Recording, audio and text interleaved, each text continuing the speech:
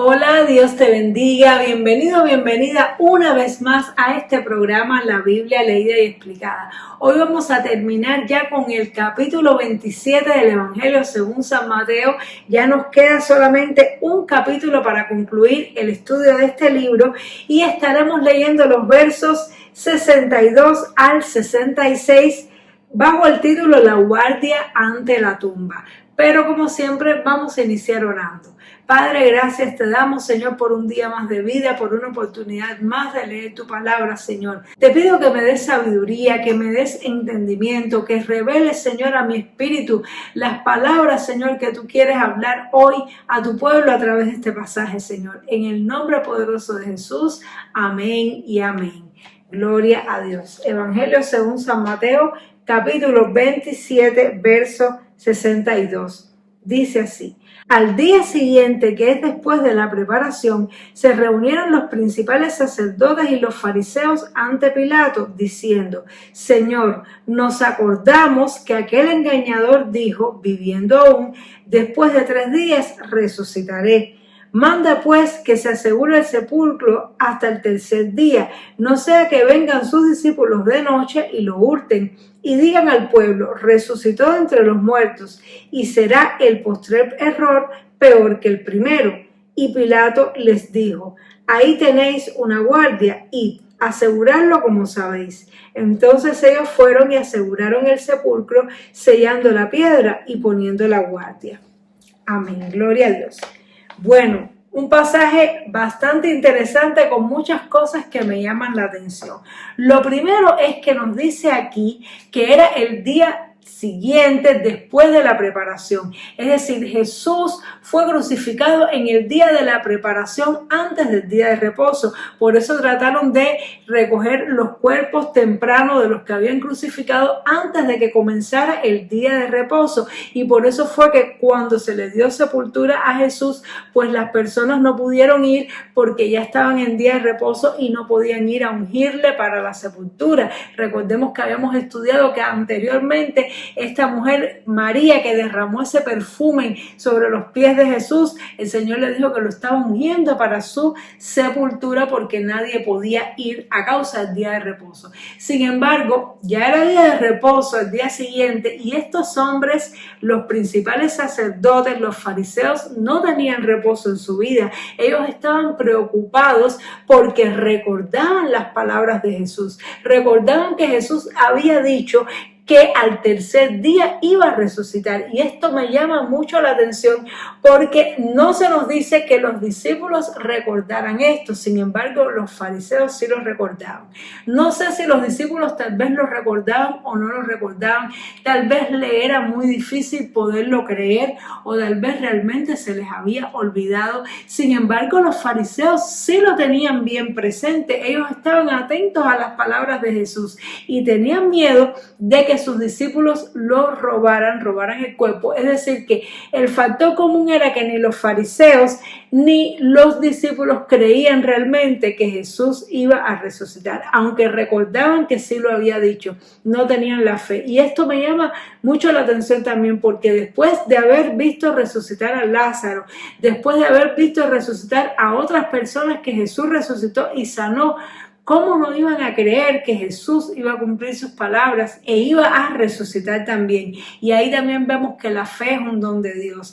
Realmente el único que nos puede hacer creer, que nos puede ayudar a que podamos creer es el Espíritu Santo. Por eso tenemos que pedirle mucha ayuda al Espíritu de Dios porque es imposible realmente que podamos creer de todo corazón en Dios sin la ayuda de su Santo Espíritu. Y estos hombres recordaban que Jesús había dicho que resucitaría, pero no lo creían, ni aún viendo rasgarse el velo del templo en 2, ni aún con ese terremoto tan grande que hubo con la muerte de Jesús, no creían que realmente Jesús iba a resucitar de los muertos. Ellos estaban más bien preocupados de que algo sucediera y que les quitaran a ellos su autoridad, y entonces tenían miedo de que los discípulos sí lo creyeran, cosa que no sucedió porque los discípulos fueron los primeros que salieron acobardados, atemorizados. Recordemos que habíamos dicho que tuvo que venir este hombre José de Arimatea para recoger el cuerpo de Jesús porque sus discípulos no estaban allí, pero bueno, Dios tenía un propósito, porque el propósito de Dios era que sepultaran a Jesús en ese sepulcro especial, nuevo, labrado para un hombre rico, que era este José. Pues entonces así Dios lo permitió.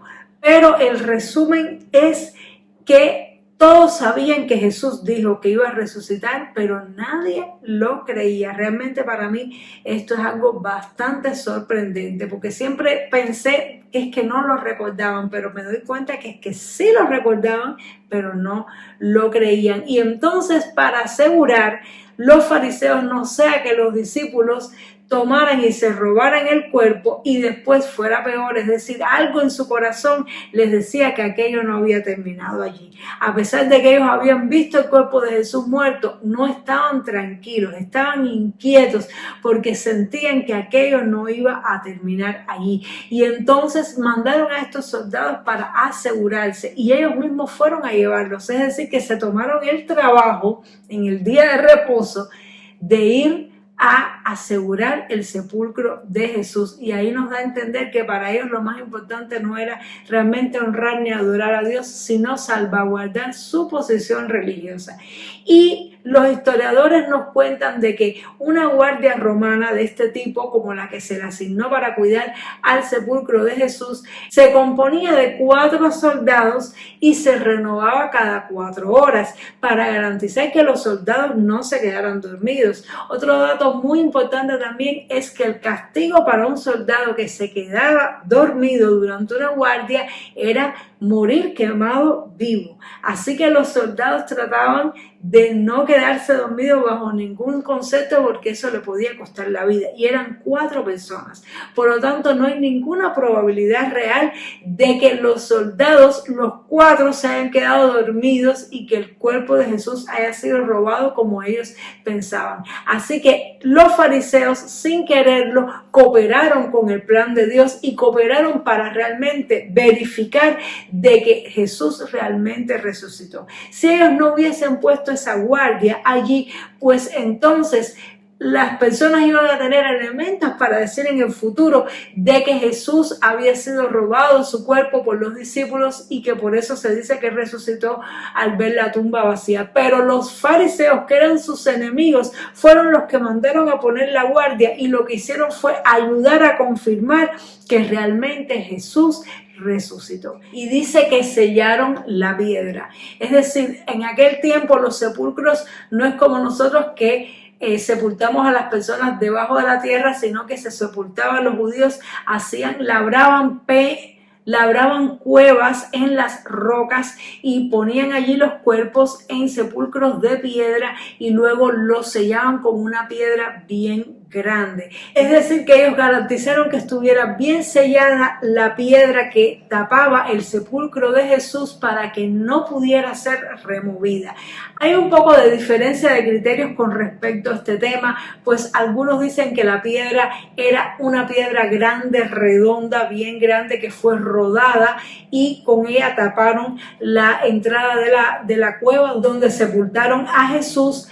Pero otros dicen que las piedras que se usaban en la época eran más bien unas piedras en forma de corcho, unas piedras cuadradas bien grandes que tenían forma de corcho, con las cuales taponeaban la entrada. Pero ya sea de una manera o de otra, la realidad es que había un mecanismo para asegurar esa piedra de manera tal que no pudiera ser luego removida, y estos guardias lo hicieron.